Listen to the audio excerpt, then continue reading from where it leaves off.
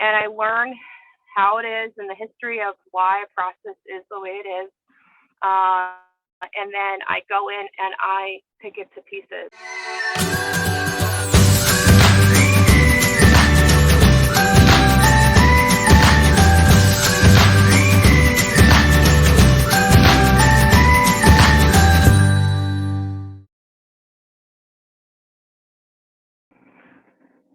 So I work for the Naval Air Warfare Center Aircraft Division as an Operations Research Analyst, and I've been there for about 7 years. Prior to that, I worked a variety of jobs, but majority of the time spent was with Laboratory Corporation of America, otherwise known as LabCorp. I grew up a Marine Corps brat, and we traveled the U.S. quite a bit from one duty station to the next. I'm the oldest of four. My husband was in the Navy, and we have 2 children. We were very busy with our kiddos, and we're very active. We do a lot of sports. The kids do a lot of sports. My husband and I are also pretty heavily involved. Staying busy. But yeah, so I think that about covers it.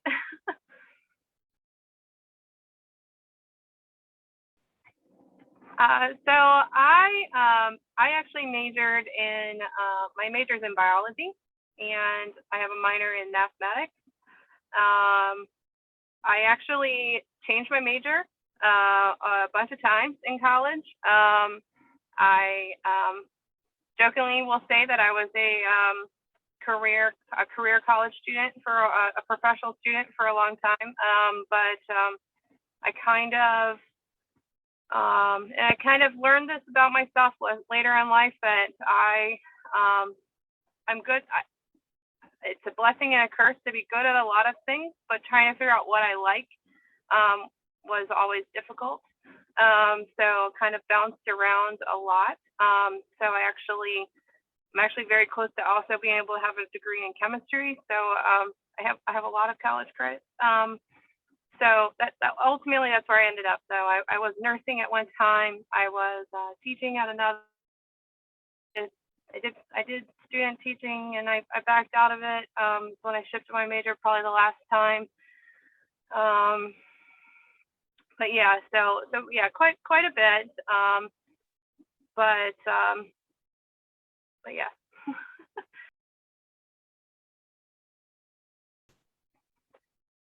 So this career actually,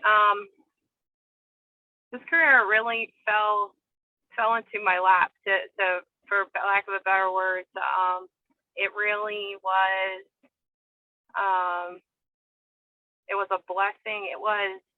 I don't think I could have picked a more perfect career for myself. So I say, I think God, someone of a higher purpose, they had this in mind for me and got me there. So my husband actually got out of the Navy and in 2013, and he struggled to find work for almost a year, at which time we had a young baby. And I was just applying to jobs left and right because one of us, we needed to be working. And actually, when I was in the hospital and in labor with my son when he was 3.5 weeks old, so it was really difficult. But this, from the moment I walked into my office, it was such a special place. I was surrounded by women who were mothers, and I was approached by 2 of them immediately, and they looked at me and they said, "We can tell you're tired." They said, They were incredible mentors, and it's just, yeah. So it's been wonderful. So I always, growing up, wanted to be in the military, but I actually am legally blind in one eye, and that's always been an issue. It's not correctable. When I was in high school, I had a military doctor tell me that my chances of getting into the service academy would have been, I would have needed a handwritten letter from the President of the United States letting me do so. So that was hard. So I really enjoy that aspect of the sense of being able to serve. And I'm in a really dynamic office. We do a lot of things and a lot of what I do on getting new technology to our men and women in uniform. So it's really something pretty cool.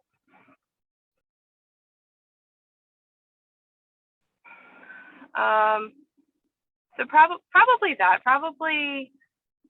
that we, I get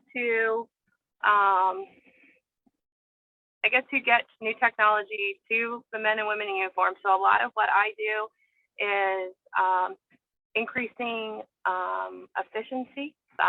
I've been quote unquote dubbed a disruptive leader, and so I'm kind of a breaking barriers person that goes in and says, okay, how are you doing this? And I learn how it is and the history of why a process is the way it is. And then I go in and I pick it to pieces, and I have implemented. I go in and I've implemented a lot of process changes. I have cut timelines and for basically trying to cut into finding who's the communication line. A lot of what we do in any job really is when it comes to communicating, you'll find folks get set in their ways, and so that's also something that I enjoy. That I really I think is really neat, is being able to do that.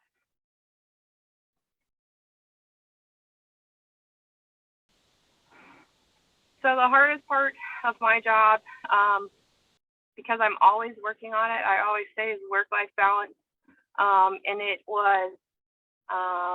it's still something. It's an everyday struggle. And it's also changed since COVID, because of teleworking, and I also elected to homeschool my kids this last year in addition to working. My husband has been able to go into work the whole time, so it's constantly a work-life balance. I have luckily been able to have a tremendous support system, which is great. But because it's always changing, it's always a challenge, if that makes sense. And then right next to that, I would also say we live in a very interesting time, one where there's a lot of tolerance, things and beliefs that I might not believe in. So I think that too can be challenging, but it's just trying to always keep in mind, keep an open mind, a positive mind, and continuously trying to continuously go into every day is a new day.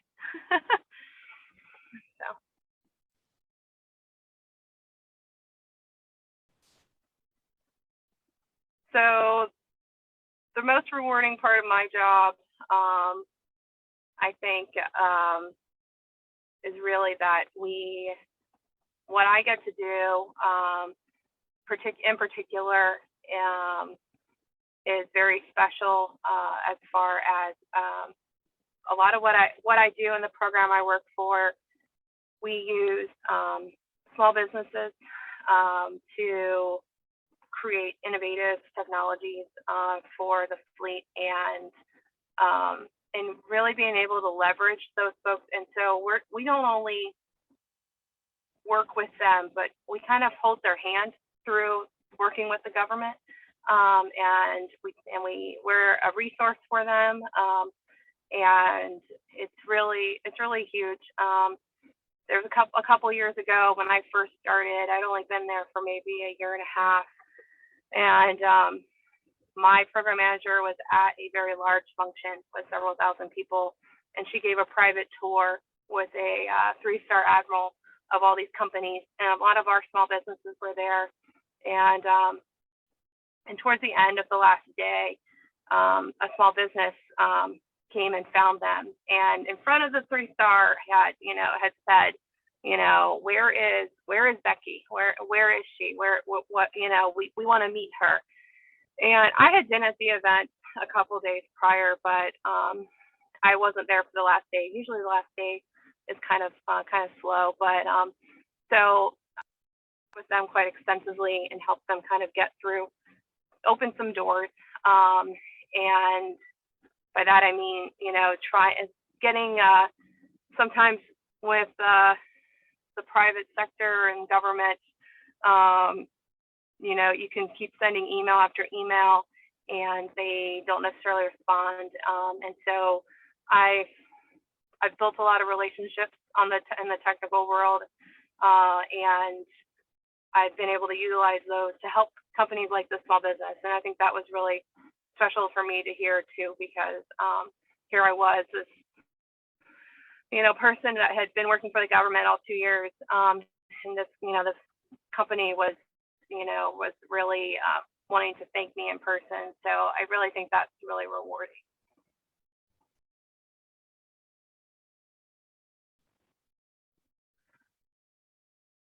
So challenges have always been to, for me, they've always varied. So I'm a people pleaser by nature. I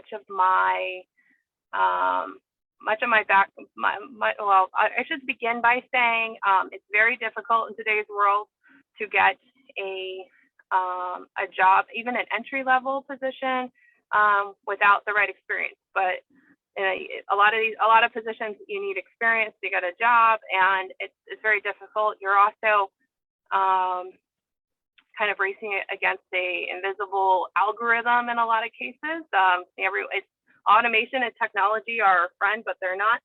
Yeah, so it's constantly needing this.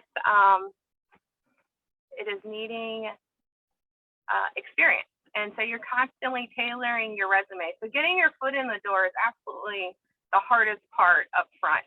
And then once I was in the door, and I have, like I prior to LabCorp, and I've always held multiple jobs. I have a lot of customer service experience, and I'm a people pleaser. So saying no has also been huge, and it's played. And I say that just not only for work, but going back to a work-life balance, and learning to say no, and that it's okay.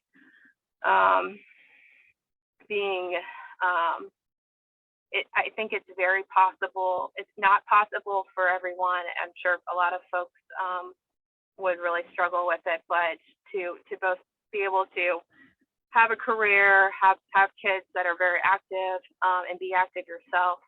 But that also goes hand in hand with, especially for me, for example, over the last year, I was coming out. I was kind of, I had with teleworking up front. I had just led a huge project at work called, we called it Navy Technology Accelerator. I'll send you an article if you like to read it, that I coordinated. And I felt like at the time I was riding the top of my career. Like I had finally hit my stride. I was getting recognition that I felt like I was finally in the spotlight. And then COVID happened, and my husband was able to work in person. I was at home with children who were having to be in school, and it was difficult because I went from running a million miles a minute to full stop on the brakes, and so that was difficult, and just trying to then as that project wound down, it's in my nature to constantly seek out and keep going and keep my schedule as packed as possible. Even with work, it's always trying to jump in and help someone, but really being able to say no and to not overtax myself both at work and at home, I think is really, really important. I think first and foremost, the biggest one would be communication. So we work in a very dynamic environment, one in which some folks are in an office, some are at home, and there's a lot of technology involved. Things get lost in translation, things get lost in emails. Not only that, but you're also this day and age, you're working across many generations. I'm working with folks that are, my own parents' age, they're even older, and I'm working with folks who kids that are, just going into college or coming out of college and have all these fresh ideas, and they not only they work different. Everyone works different. They respond differently. They communicate differently. Some people have a preference to email. Some people have a preference to just pick up the phone and talk to them.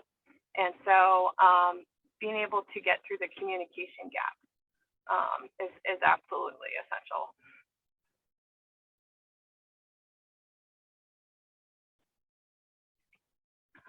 So my career affects my family life each and every day.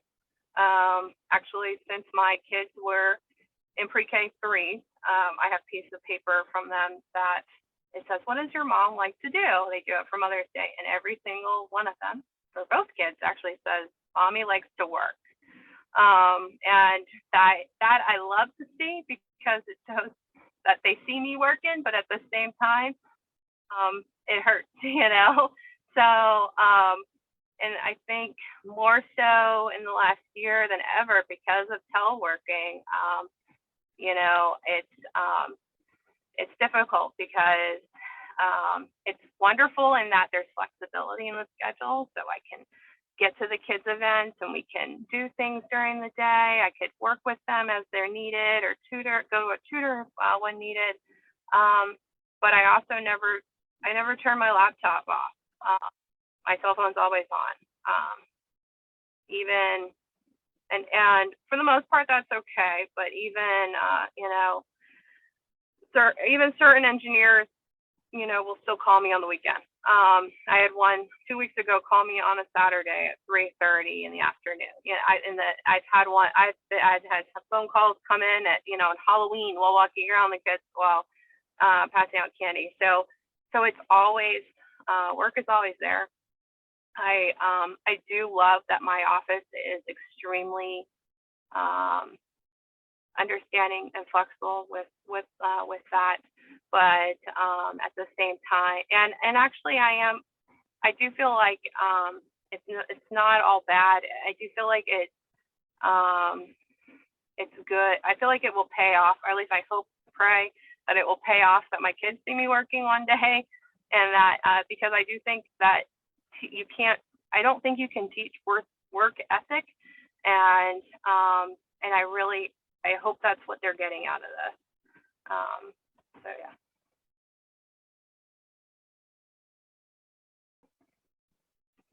So I think over the last 7 years, especially, I think it's made my faith stronger. It has really showed me, it showed me the connections and the people, and just how we are all in this big world, but we're all connected, and we're all important. We all have a job to play.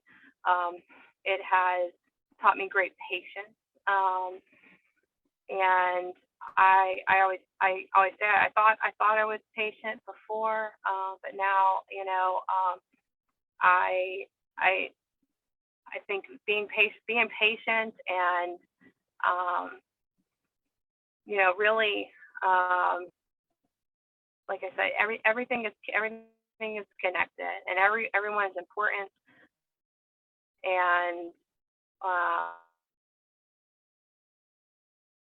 and being not bound everywhere, and you got to appreciate it. And you really have to. For me, it's been like, I don't know how to say it. It's almost like creating like a sixth sense of a sort for me to watch for signs of things. It's steps for me to take with with my career, with my family. Like I was saying, I'm learning when to say no, and going by that intuition and that gut instinct and praying on things. And even just, I don't know, this is probably a terrible thing. I don't know, a terrible thing to say, but I mean, I probably spend most of my time praying while I'm in my car, just going from one thing to the next. But while it's on my mind, it's there and it's fresh, and so it's really, I think it's really made me stronger, and it's brought I think it's really brought everything into more perspective.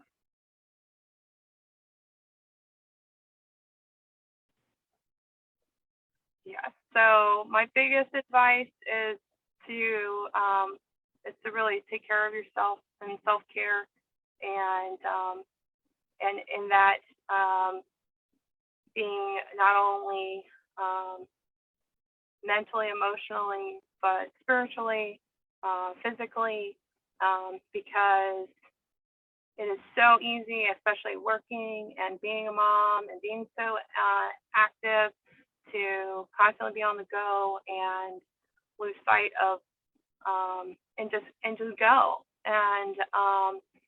And if you don't take time for yourself to refill your cup, a lot. And it took me. I'm still working on it. I'm not perfect at it by any means, um, but I used to look at it as, I can't do this for myself because it will take an hour out of my day, 2 hours out of my day, 30 minutes out of my day that I don't have because I need to be doing A, B, C, or D. So what I didn't realize, and what I've come to realize more and more, is that by me taking that time, each and every day, even if it's for 15 minutes, it, it actually makes me better all for the rest of the day. It makes me happier. It makes me more energetic. It makes me, feel more full, and it helps to give me more life, and do things, more um, more meaningfully.